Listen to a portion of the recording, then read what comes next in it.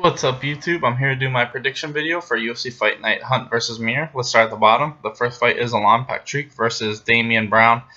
Damian Brown looks alright. He's not really UFC level in my opinion. I think he's just the only guy that could get on short notice, and they just got an Australian guy because it's in Australia. I don't think Alan Patrick is the greatest fighter ever, but I just feel like he's had a lot of time to prepare for this fight. Damian Brown has only had like 3 days, so I think Alan Patrick is probably going to win by first round knockout. Next is Ross Pearson versus Chad Laprise. And to me, these guys basically have the exact same style. I just think Ross Pearson's fought better people. And I think he can fight consistently for 3 rounds, as where Chad Laprise starts to fade a little bit. So I think it's going to be, two guys who like to technically strike and sprawl and brawl. And, sorry about that. Ross Pearson's probably just going to out-cardio him a little bit and probably get a late 3rd round TKO.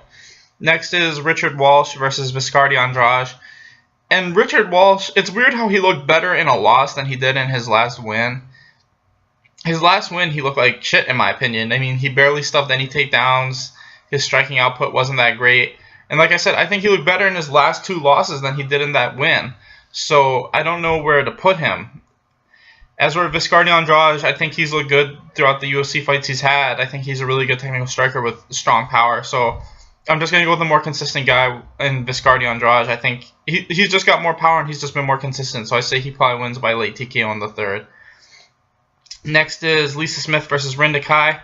And I think that this is going to be a fight. They're kind of feeding Rinda Kai.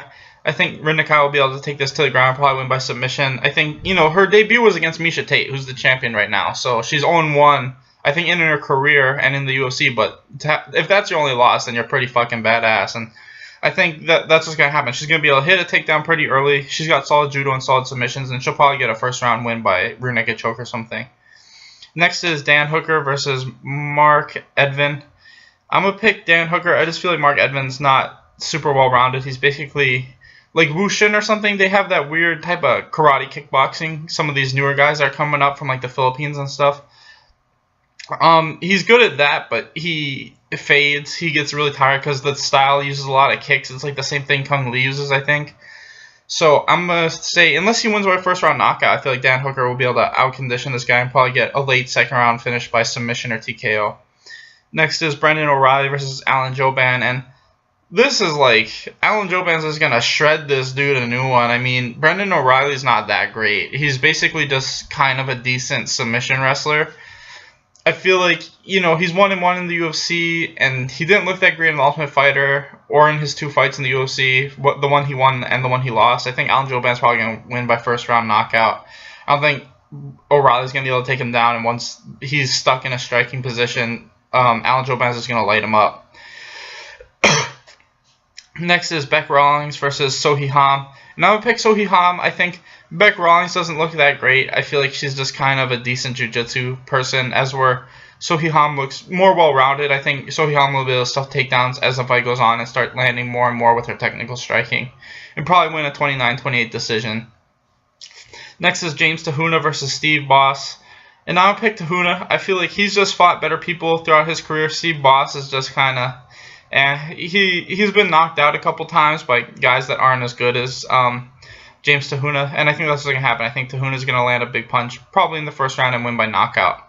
Next is Dan Kelly versus Antonio Carlos Jr. And, grappling-wise, these guys are probably about even. But striking-wise, it's a phenomenally huge gap. I think Carlos Jr. is probably going to land a big punch pretty early and knock Dan Kelly out. Dan Kelly's shown he's not got the greatest chin. I mean, in The Ultimate Fighter, I think he got knocked out.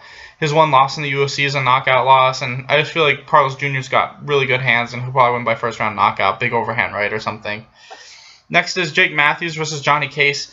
And Johnny Case, he's on like a 4 or 5 fight win streak, but I thought he lost his last fight.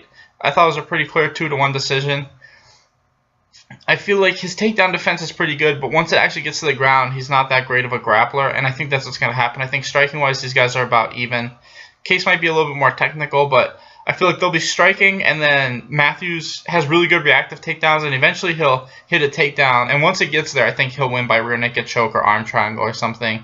I just think he's definitely got a huge gap when it comes to like submissions and stuff like that. So I'll pick Jake Matthews to win by either late first or mid-second submission win.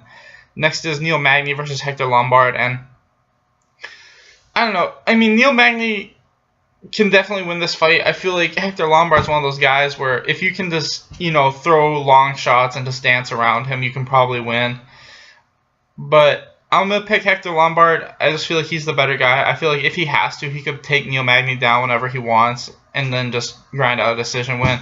I think he's getting smart about that. I think we saw in the Jake Shields fight where if he can't knock somebody out because they're not going to fight him, then he'll just do the same stupid shit and just take them down and lay on them. It's like, if you're not going to throw hands with me and you're just going to run away and throw jabs and shit, then I'm just going to lay on you. And I feel like, that's smart because that's what guys were doing to him in the UFC. They were just kind of picking points on him. And so he kind of was like, well, fuck you then. And then he started just hitting takedowns and laying on people. And it's like, I don't mind with, that strategy. Because if you're not going to just box with him and you're going to run away the whole time, then why not just do what they're doing, basically. So I'm going to pick Hector Lombard. I just don't see Neil Magny winning this fight. I feel like he could do that dancing thing, but like I said, I think Hector Lombard's going to hit a takedown sooner or later, or he'll just knock this guy out. So I'm going to pick Hector Lombard by either decision or KO. Finally, we got Mark Hunt versus Frank Mir, and the only way I see Frank Mir winning this fight is if he blitzes Mark Hunt really early. I think the longer this fight goes on, the more it favors Mark Hunt. Frank Mir, to me, in his more recent fights, it seems like he, especially in the the Andre Arlovski fight, it just felt like he was kind of standing there, not doing anything after the first round.